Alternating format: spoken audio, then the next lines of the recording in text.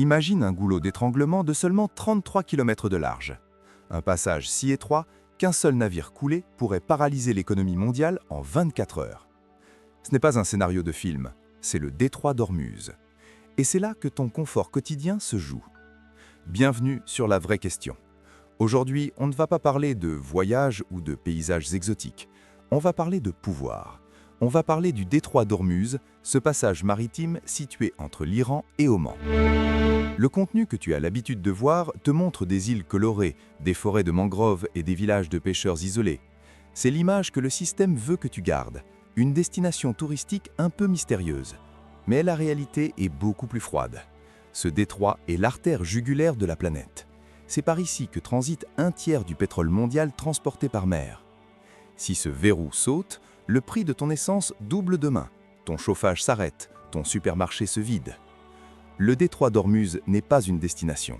C'est un champ de bataille permanent où le silence est la seule règle.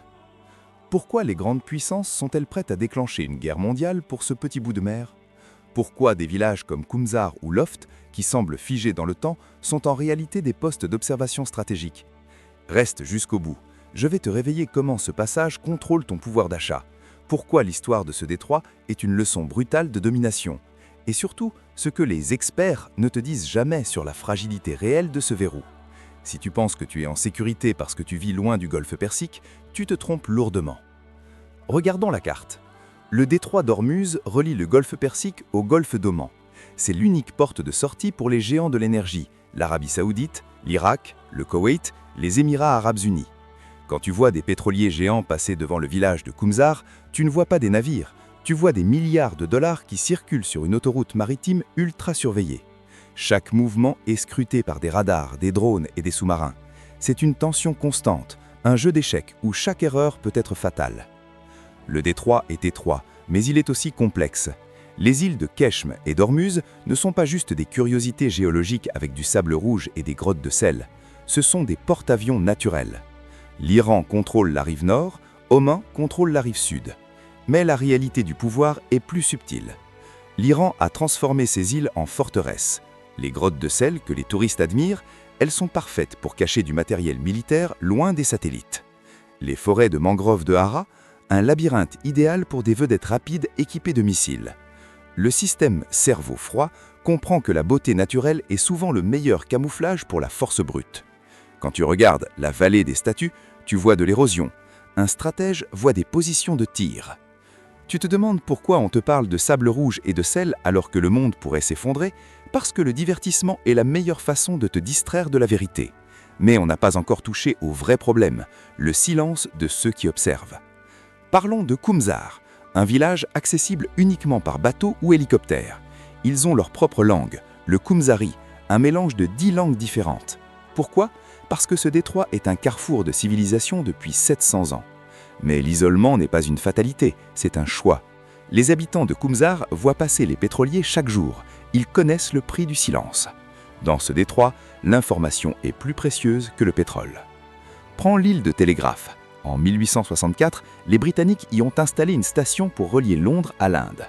Les soldats y devenaient fous à cause de la chaleur et de l'isolement. Pourquoi? Parce qu'ils étaient au centre du monde, mais totalement seuls. C'est la métaphore parfaite du détroit d'Ormuz. Tout le monde le regarde, mais personne ne veut vraiment savoir ce qui s'y passe. On te montre des forts portugais vieux de 500 ans. On te dit que c'est de l'histoire. Le cerveau froid sait que l'histoire se répète. Les Portugais étaient là pour contrôler les routes commerciales. Aujourd'hui, ce sont les Américains, les Chinois et les Iraniens. Les canons rouillés sur l'île d'Ormuz sont un rappel. Celui qui contrôle le détroit contrôle le flux. Et celui qui contrôle le flux contrôle le monde. La stabilité dont on te parle dans les médias est une illusion maintenue par une présence militaire massive. Un seul incident, une seule mine marine, et l'illusion vole à éclats. On arrive à la résolution. Tu veux savoir comment ce verrou impacte ta vie? Tu veux savoir pourquoi tu devrais te soucier de ce qui se passe dans un village de pêcheurs à 6000 km de chez toi? La vérité est simple. Ton mode de vie repose sur la fluidité de ce passage. Le détroit d'Ormuz est le thermomètre de la tension mondiale. Quand tu entends parler de tension dans le Golfe, ne regarde pas les infos comme un spectateur, regarde-les comme un actionnaire. Ton pouvoir d'achat est directement lié à la sécurité de ces 33 km. La vraie question n'est pas de savoir si le paysage est beau, mais de savoir combien de temps ce verrou restera ouvert. Pourquoi l'Iran menace-t-il régulièrement de fermer le détroit? Parce que c'est leur seule arme de destruction massive économique. Ils n'ont pas besoin de la bombe nucléaire s'ils peuvent couper le robinet du monde. Pourquoi les pays du Golfe construisent-ils des pipelines qui contournent le détroit? Parce qu'ils savent que le verrou est fragile. Ils préparent l'après-Hormuz. Et toi, est-ce que tu te prépares? La solution n'est pas de paniquer. Elle est de comprendre la fragilité du système. Éduque-toi. Arrête de regarder les documentaires de voyage lisses. Regarde la géopolitique des ressources. Anticipe. Comprends que ton énergie est une arme. Réduis ta dépendance au système centralisé. Observe le verrou. Surveille Hormuz, c'est le signal d'alarme le plus fiable de la planète. Le détroit d'Hormuz n'est pas une destination, c'est un miroir de notre dépendance. La vraie question n'est pas « qu'y a-t-il à voir là-bas ?», mais « que feras-tu quand le passage sera fermé ?» Fais taire le bruit, observe le verrou. Maintenant. Allons plus loin dans la mécanique du pouvoir.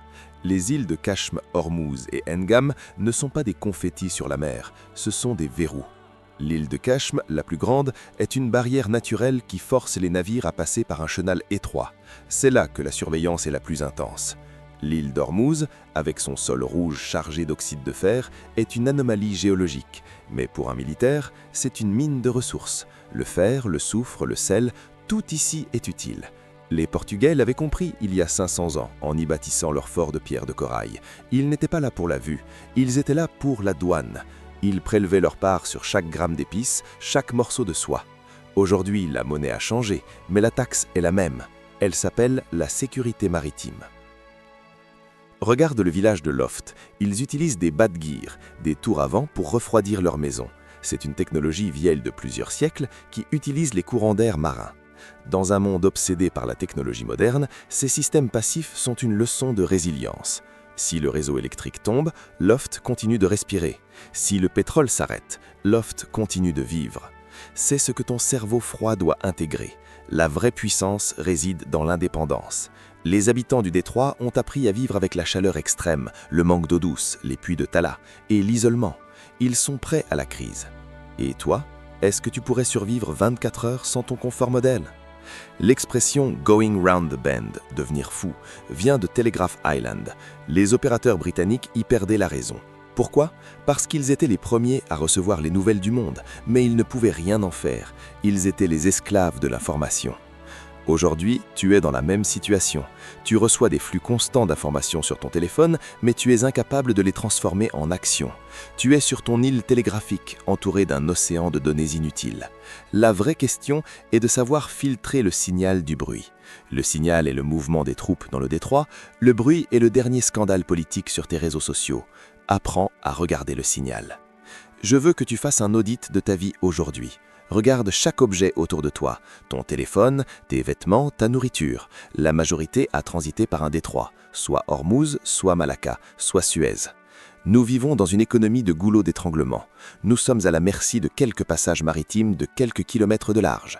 Si tu comprends cela, tu comprends que la souveraineté individuelle commence par la réduction de ta dépendance à ces flux. Ne sois pas le celui qui panique quand le prix de l'essence monte, sois le celui qui a déjà prévu le coup. Le monde veut que tu restes un touriste. Il veut que tu regardes le détroit d'Hormuz comme une belle image sur un écran, parce qu'un touriste ne pose pas de questions. Un touriste consomme et attend. Toi, tu n'es plus un touriste, tu es un observateur lucide. Tu as compris que le paradis des uns est le poste de tir des autres. Tu as compris que le silence de Kumzar est le cri de l'histoire. C'est la vraie question. On ne te montre pas le monde, on te montre les verrous. Maintenant, sors de la distraction et prépare-toi.